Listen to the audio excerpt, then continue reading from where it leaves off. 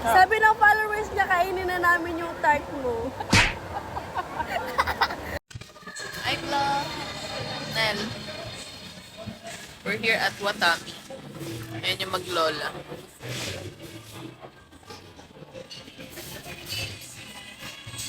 I'm just finishing up my food. Bella, bella, bella.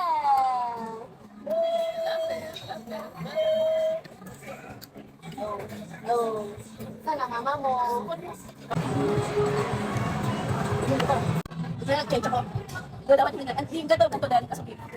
Ano ko ba nakarap?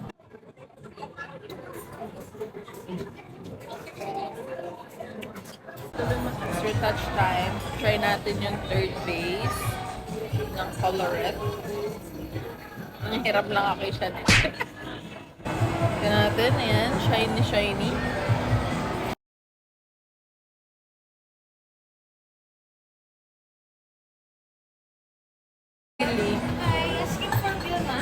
Yes,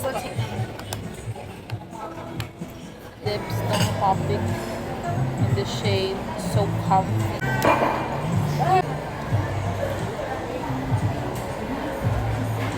Okay, let's go.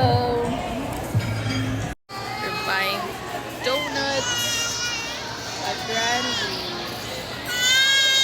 Ay, nagalit na yung amo ko. Vlog. Problema yan siya eh. Ito natin. Ano nila? Tart Manila. M&L. Grabe, 200 na to guys. Ito yung shape niya.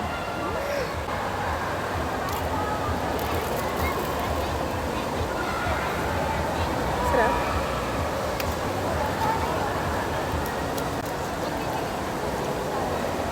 Ay, magpunta.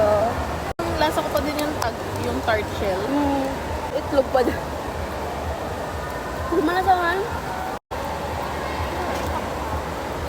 Ito yung katayid nila. Masarap. Feel ko kulang sa pistachio. Ganyan pa rin yung lasa niyan. Hindi ko pa kasi natatry eh. Kaya ni ate. Kaya ni ate yan gawin.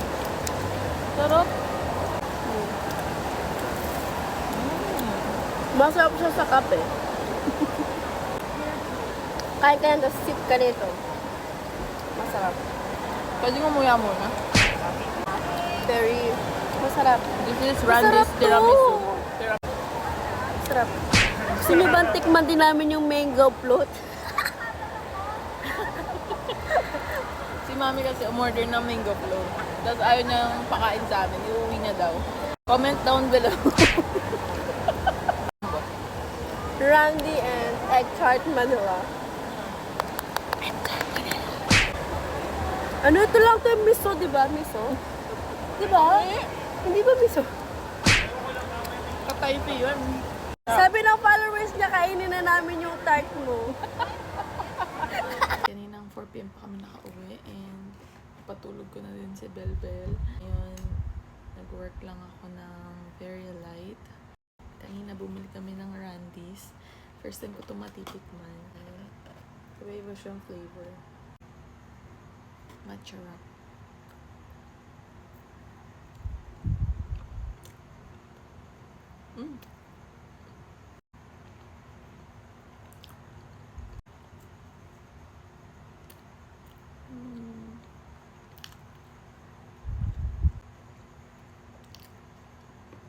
Parang mas gusto ko pa rin yung tinapay ng Dunkin.